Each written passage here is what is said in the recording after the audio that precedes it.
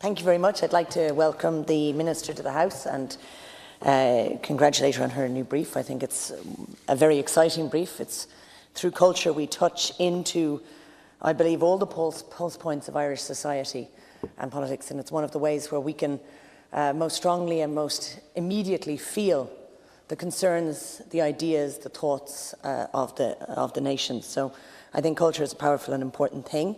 I'm, of course, immensely proud of Galway being chosen as the capital, European Capital of Culture for 2020. But I did want to open by just acknowledging what I think were very strong bids from other cities and other areas across the country. Limerick, which of course has an extraordinary record in terms of music, and it lost one of its musical really luminaries, I think, for Ireland in Dolores O'Riordan recently, but of course also has new generations, the Rubber Bandits and others, who are making cultural marks of that city, as well as its heritage and museums. So I would hope, Minister, that those ideas and those community conversations that took place in those places, which did put forward bids, are listened to, because I think they make extraordinary and interesting reading. And I know that Limerick is keen and ready to develop its cultural and creative industries. Similarly, the Three Sisters area put forward strong and interesting cross-borders, in terms of cross-county border proposals. And one of the most, I think, lovely ideas within the Three Sisters bid was the prescription for arts. The idea that at times it is actually the idea of an artistic input, access to proper libraries with books, access to performance, that can be something that is essential to the health and well-being of an individual or community. So I think those are ideas that can be taken and pushed forward. However, of course, in this occasion it was Galway that got chosen as European Capital of Culture. And I recall very much the weekend that the judges were visiting Galway. This is how deeply participative it was.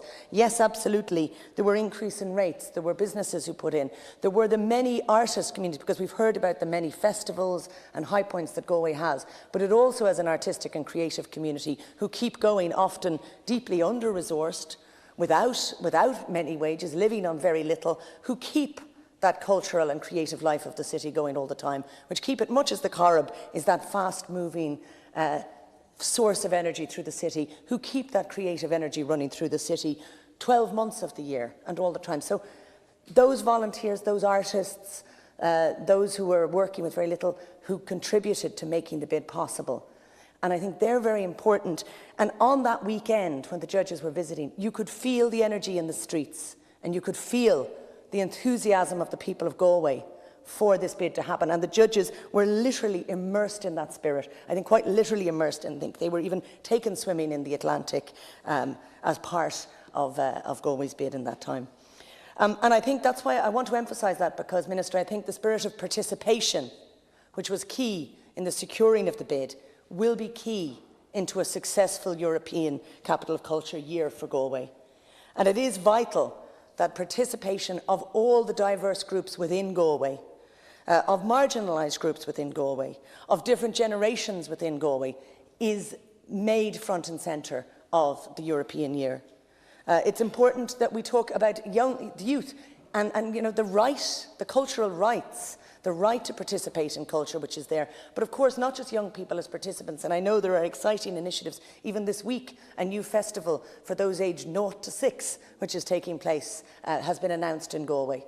Those initiatives are very important, but it's also important that young generations of artist producers and artist creators are made very much part of the bid.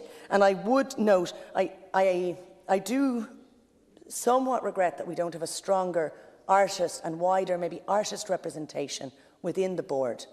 And I think that's something that might be considered as it moves along, because I do feel it's very important to stay in touch with that local artist community and the very different generations of that. And I think, again, the Making Waves bid book itself is something that needs to be checked again to ensure that we are in the spirit of that as we move along, and I'm confident that that will happen.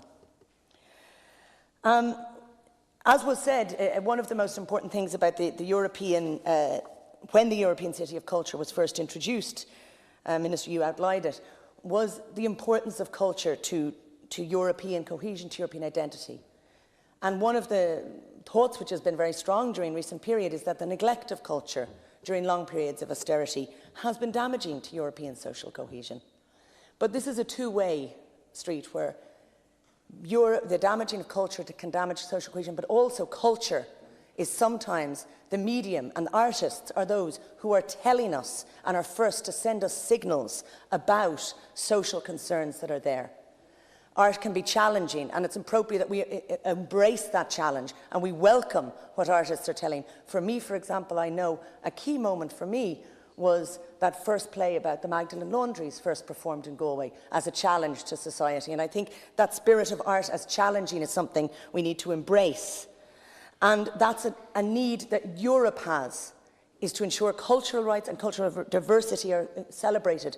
And I think what's really interesting about the vision for the European Year of Culture is that it is about diversity and understanding. So it's not simply about finding the common points across Europe, but recognising that Europe is an ongoing conversation between diverse experiences and diverse ideas, and that we can benefit each other in that. And one of the examples that we've had in Galway recently that I think captures that very beautifully is the Inish Festival, the Conversations on an Island, which has been taking place in Inishbofin over recent years, which is a conversation in the most local of places, but it's an international conversation where those living in small and island communities right across Europe and the world have been invited to come and talk about what it means to survive as a community in the world. And that's why I think something that was mentioned, it is exciting that this is, and the change from this is not a city of culture, this is European capital of culture. It's a capital of culture absolutely for a capital for the west of Ireland, but it's also an invitation to those from across Ireland, from across Europe and across the world to be part of conversations that are important, to be part of experiences that can be transformative. The small towns, big ideas, which was mentioned, I think that's really important. I know that towns such as Headford and Athenry, for example, have already put huge efforts and ideas forward.